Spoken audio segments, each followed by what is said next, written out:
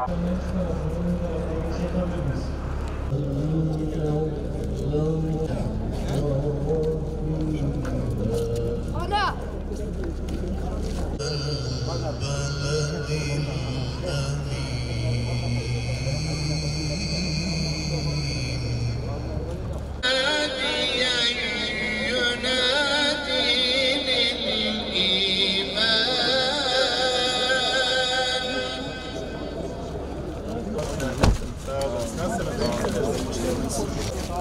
Ne kadar güzel.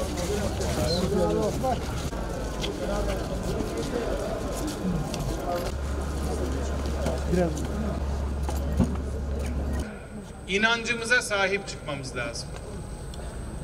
İkinci olarak ibadetler konusunda, inanç konusunda ahirete iman çok önemli.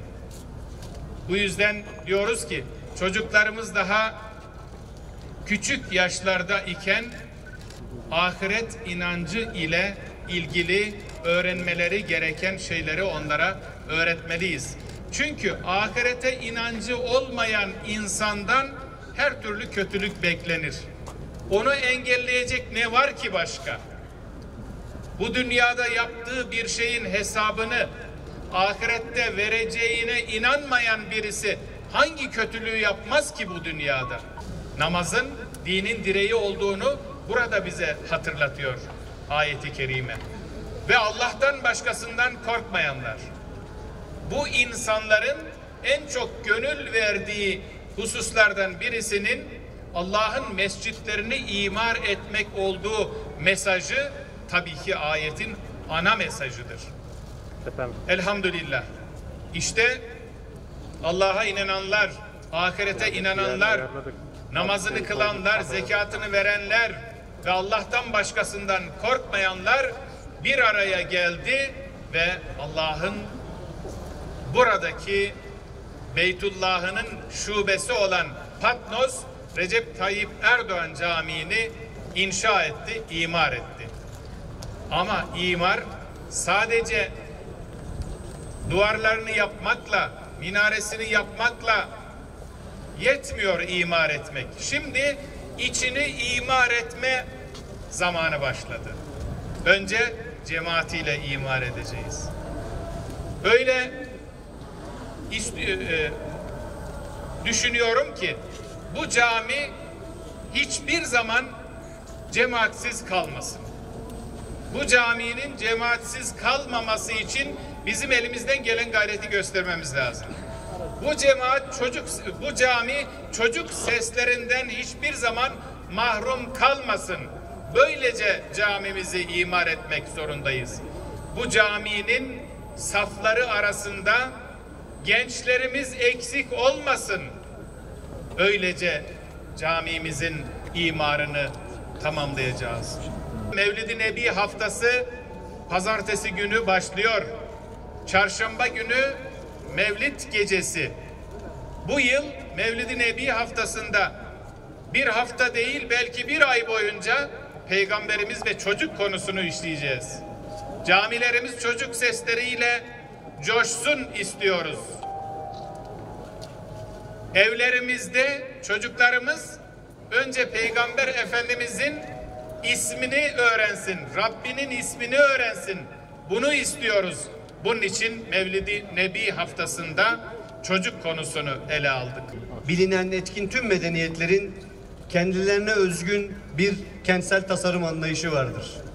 Ve bu tasarımların içerisinde de sembol yapıları bulunur. Bunlar da genelde bu medeniyetlerin kendi inançlarına göre inşa ettikleri ibadethaneleridir. İşte bizim üstün İslam medeniyetimizin de şehirlerinde, kentsel alanlarında, yaşam alanlarında öncelikle ortaya koydukları bir ibadethane ve onun etrafında şekillendirdikleri bir yaşam tarzları vardır. Burada da bugün işte bunlardan çok güzel bir örneği ve aslına bakarsanız çok anlamlı bir noktada işte bizim milletimizin, bizim medeniyetimizin Anadolu'ya girişine vesile olan o büyük mücadelenin yapıldığı ovanın hemen kenarında Patnos'ta gerçekleştiriyoruz ve hepimiz topraktan geldik, toprağa gideceğiz. Ancak yapmış olduğumuz eserler elbette ki bu dünya İslam coğrafyası ayakta kaldığı sürece hep kalacaktır. Dikkat ederseniz fetih yıllarında ecdadımız gittiği yerlerde, fethettiği yerlerde ilk önce camilere, yollara, çeşmelere önem vermiştir. Bunlar bizim için çok önemlidir.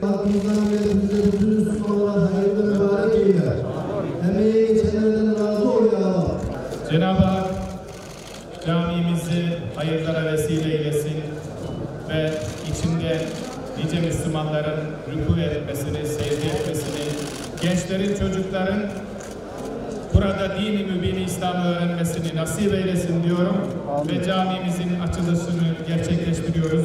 Bismillahirrahmanirrahim.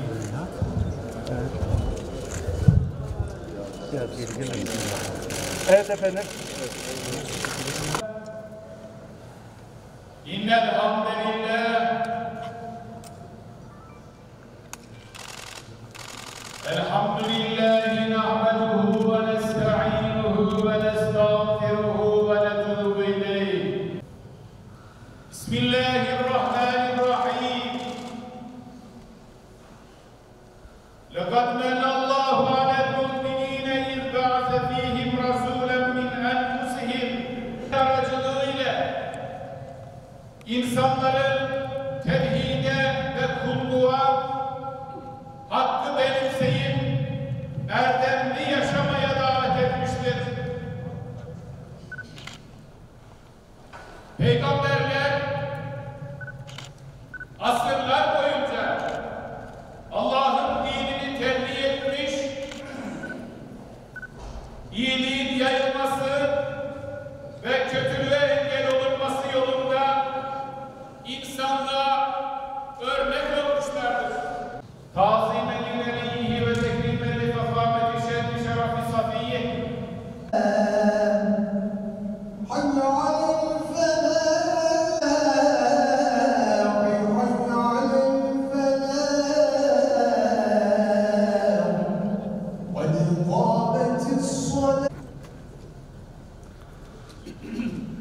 Allahu Ekber.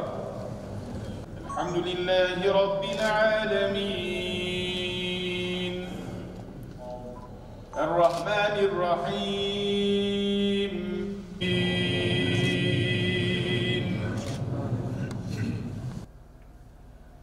Esselamu aleyküm ve rahmetullah. Esselamu